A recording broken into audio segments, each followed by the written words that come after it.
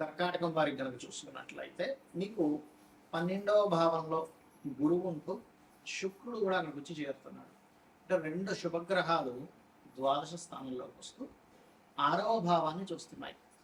అంటే రుణరోగ శత్రు స్థానాన్ని చూస్తూ శని యొక్క దృష్టి కూడా ఉంది. అంటే డబుల్ ట్రాన్సిట్, రెండు గ్రహాలు ఎప్పుడైతే చూస్తున్నాయో 6వ భావాన్ని, ఇది ఒక రకంగా చాలా మంచి విషయం. కాకపోతే శని దృష్టి ఉన్నందుకు కూడా ఒక రకంగా కొన్ని విషయాలు జాగ్రత్త పడాలి. మరియు దీంతో పాటు ధనస్థానంలో కేతు ఉంటూ అష్టమంలో రాహు ఉన్నాడు.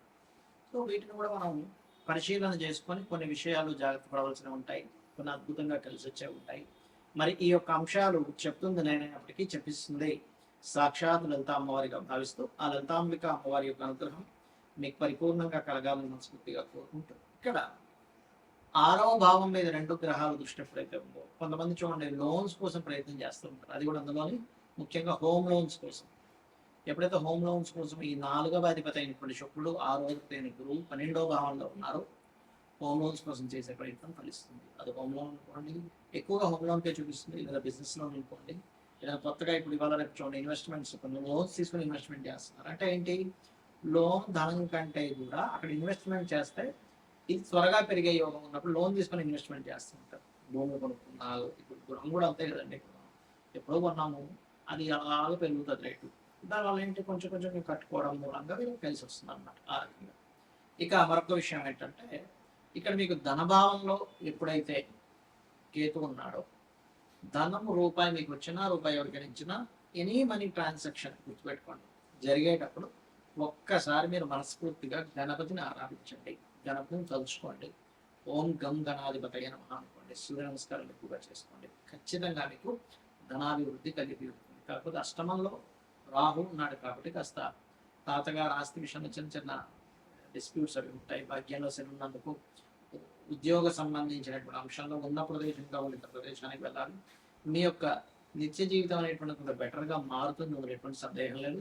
కొన్ని పుణ్యకర్మలు, కొన్ని మంచి మంచి సర్వీసెస్ ద్వారా మీకు పేరు రాస్తుంది. కాబట్టి ఏదైనా సర్వీస్ ఎక్కడికైనా వెళ్ళి చేసేది ఉందనుకోండి, మీ గ్రూప్లో ఎవరు అడిగారు, వెంటనే స్పందించండి, వెళ్ళండి. 12వ స్థానంలో శుభగ్రహాలు ఇప్పుడు ఇన్వెస్ట్మెంట్స్కి మంచిది. అంటే మీరు ఇప్పుడు చేసేటువంటి ఇన్వెస్ట్మెంట్ ఏదైతే ఇప్పుడు మనకి చూడండి, ఈ యొక్క మే 14వ తేదీ నుంచి జూన్ 2 వరకు ఉండేటువంటి గురు శుక్రుల యొక్క కలయిక, మీరు ఇన్వెస్ట్మెంట్ చేసింది ఆ రూపాయి మీకు ఖచ్చితంగా నిలబడుతుంది. అంటే ఎక్కడో ల్యాండ్ కొన్నాము, అది తొందరగా పెరగడం, లేకపోతే ఏదో బంగారం కొన్నాము. అంటే ఇక్కడ ఏంటంటే ల్యాండ్ మీద మీరు ఇన్వెస్ట్మెంట్ చేయాలి అంటే కుజులు బాగుండాలి, 4th హౌస్ బాగుండాలి, మీ పర్సనల్ చార్ట్లో. లేదంటే బంగారం మీద చేస్తాము, గురు రోజు బాగుండాలి. వెండి మీద చేయాలి, చంద్రుడు బాగుండాలి. లేదంటే కాపర్ మీద చేస్తున్నాము, అగైన్ మళ్ళీ మీకు ఈ యొక్క కుజుడు బాగుండాలి. ఇత్తడి మీద చేస్తున్నాము, గురువు బాగుండాలి. ఇవి చూసుకోవాలి. ఇవి చూసుకోకుండా కూడా ఇన్వెస్ట్మెంట్ చేయకూడదు. ఇక మీరు నిత్యము సుబ్రహ్మణ్యేశ్వర స్వామి యొక్క ఆరాధన చేయడానికి తలబో. ఈ గ్రహాల యొక్క కలయికలు మన జన్మజాతకంలో కూడా ఏర్పడుతుంటాయి. మొత్తం 2 గ్రహాల కలయికలు 35 కాంబినేషన్స్ ఉంటాయి, గుర్తుపెట్టుకోండి. ఇందులో ఫలకృతం ఇచ్చేటువంటి కాంబినేషన్ ఉంటుంది, మధ్యస్థంగా అంటే ఆ యొక్క కాంబినేషన్ మీకు మంచి చేస్తుంది, కొంత ఇబ్బంది ఇస్తుంది, కొన్ని బాగా ఇబ్బందిని ఇచ్చేటువంటివి ఉంటాయి. ఆ 35 కాంబినేషన్స్లో మంచివి ఇచ్చేవి ఎలాగో మనకేం పెద్దగా ఇబ్బంది పడాల్సిన అవసరం లేదు. గురు శుక్రులు, శుక్రబుధులు, లేకపోతే శని శుక్రులు, రాహువు శుక్రుడు, ఇలా రకరకాల కాంబినేషన్స్ ఉన్నాయి మంచి ఇచ్చేవి. గురువు రవి, గురువు రవి ఉంటే ఇంట్యూషన్ పెరుగుతుంది, ఆ జీవాత్మ సంయోగం అంటూ ఇలాగా ఉన్నాయి. మరి మీడియంగా ఉండేవి కొన్ని ఉంటాయి, కానీ ఇబ్బంది ఇచ్చేవి కొన్ని ఉంటాయి. అంటే శనికేతు, అంటే వాళ్ళకి ఎప్పుడైనా శనికేతు ఎవరికైనా ఉన్నప్పుడు వాళ్ళు ఉద్యోగం చేయకూడదు, గుర్తుపెట్టుకోండి. అది 159 యాక్సెస్లో ఉన్నా, కలిసి ఉన్న 159 యాక్సెస్లో ఉంటే కొంత 75% పనిచేస్తుంది, కలిసి ఉంటే 100% పనిచేస్తుంది. అలాంటప్పుడు వాళ్ళకి దేని ద్వారా ధనయోగం ఉందో చూసుకుని వ్యాపారంలోకి వెళ్ళిపోవడం మంచిది. ఎందుకంటే స్వేచ్ఛాయోగం అంటారు శనికేతువుల కలయిక. కాబట్టి వ్యాపారం చేస్తూ ఉండాలి శనికేతువులు ఉంటాయి. కొంతమంది కుజరాహులు ఉంటారు, విపరీతమైన అగ్రెసివ్. అలాంటి వాళ్ళు మీరు గొడవలకి వెళ్ళకపోతేనే మీరు అభివృద్ధి చెందుతారు, లేకపోతే గొడవ అవుతూ ఉంటుంది ఎప్పుడు కూడా. శనికుజ, ఇది కూడా ఒక మాట తప్పు చేయరు వీళ్ళు, మాట అంటే పడరు. శనికుజులు ఉంటే కూడా అగ్రెసివ్, గొడవ పెట్టేసుకుంటారు. అంటే ఏమీ లేదు, ఒక ఎనర్జీ ఫామ్ అయినప్పుడు ఆ ఎనర్జీ ఫలితం ఇవ్వాలి. ఇప్పుడు మంటలో పెట్రోల్ వేసాం, భగ్గుమని మండుతుంది, వాటర్ వేసాం, ఆరిపోతుంది. అంటే కాంబినేషన్స్ అయితే మనకు ఆయుర్వేదంలో కూడా ఉంటుంది, ఈ దీన్ని దీంతో కలపచ్చు, లేకపోతే ఈ ఫుడ్తో ఈ ఫుడ్ తినకండి అని చెప్తూ ఉంటారు కదా.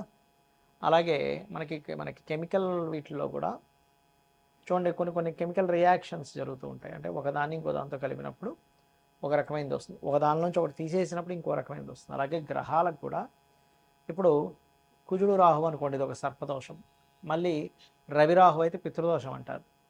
ఇలా ఏంటంటే ఫస్ట్ మీరు ఎప్పుడైనా సరే జన్మజాతకంలో ఒక 8 బ్యాడ్ కాంబినేషన్స్ ఉంటాయి. శనికేతువులు, కుజరాహువులు, కుజరవి కాదులేండి, రవిరాహువులు, అదేవిధంగా శని కుజ, బుధ కుజ, ఈ రకంగా ఉంటాయన్నమాట. శుక్రకేతువు ధనహీనత యోగం. అయితే ఇందులో మళ్ళీ అమ్మవారిని ఆరాధించిన, లక్ష్మీ గణపతిని ఆరాధించిన మళ్ళీ అద్భుతమైన ధనయోగంగా మారుతుంది.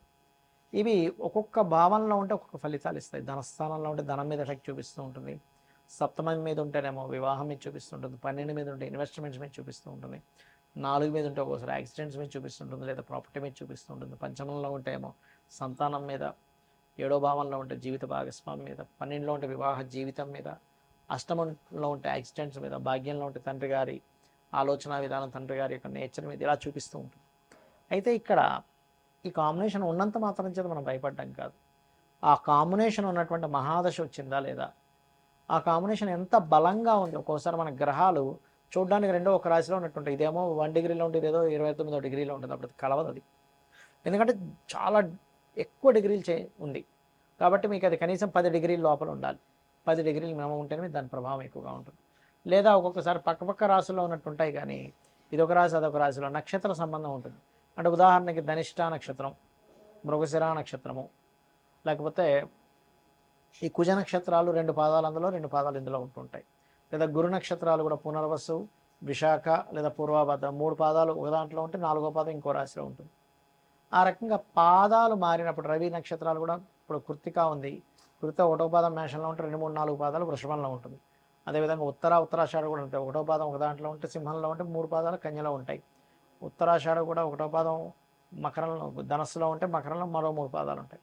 ఇలా పాద సంబంధం వచ్చిన 10 డిగ్రీల లోపల ఉన్న ఆ మహాదశలు నడుస్తున్నప్పుడు అది ఏ భావంలో ఉందో చూసుకొని దానికి సంబంధించిన మీరు పరిహారం కనుక చేసుకోగలిగితే, అంటే ఏ 2 గ్రహాలు కలిశాయో ఆ 2 గ్రహాలు ఏ పోర్ట్ఫోలియోని యాక్టివ్ చేస్తుందో తెలుసుకోవాలి.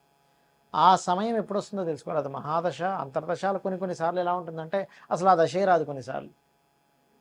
అంటే ఉదాహరణకి ఏ శుక్రకేతువులు కలిసి ఉన్నారనుకోండి, అసలు ఈ అబ్బాయి పుట్టడం, అబ్బాయి కృత్తికలోనో రోహిణిలోనో పుట్టాడు, ఆయన కేతు మహాదశ రావాలంటే దాదాపుగా 110 సంవత్సరాలు పడుతుంది.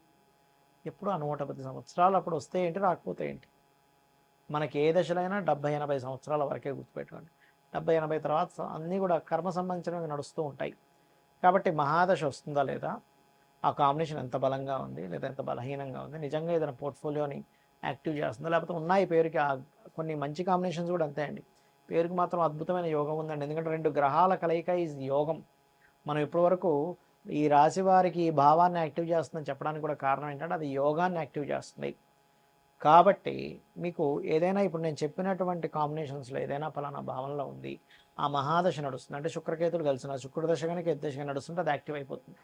లేదా శుక్రుల్లో కేతువు, లేదా శని కుజులు కలిసినారు, శనిలో కుజులు లేకపోతే కుజుల్లో శని యాక్టివ్ అవుతూ ఉంటుంది. అదేవిధంగా రాహువు కుజుడు, శనికేతువులు, ఇలా అది యాక్టివ్ అయినప్పుడు దానికి సంబంధించిన దానం ఇవ్వండి. ఖచ్చితంగా మీరు చాలా పెద్ద ఎఫెక్ట్ నుంచి బయటపడతారు. దానికి సంబంధించిన దానం ఇవ్వడం. ఇప్పుడు శనికేతులు ఉన్నారు, వెంకటేశ్వర స్వామి ఆలయానికి వెళ్ళడం. కుజరాహులు ఉన్నారు, నరసింహస్వామి లేదా దుర్గా ఆలయాలకు వెళ్ళడం. రవిరాహులు ఉన్నారు, పితృదేవత ఆరాధన చేయడము మరియు సూర్యాలయాలు, దుర్గా ఆలయాలకు వెళ్ళడం. బుధకుజులు ఉన్నారు, విష్ణు సహస్రనామాలు చదువుకోవడము మరియు లక్ష్మీ నరసింహస్వామి ఆరాధన కూడా చేసుకోవచ్చు అక్కడ. మరియు అదేవిధంగా కుజరాహులు ఉన్నారు, నరసింహస్వామి ఆరాధన చేయడం లేదా రుద్రం చదువుకోవడం. ఇవి చేసినట్లయితే ఖచ్చితంగా మీకు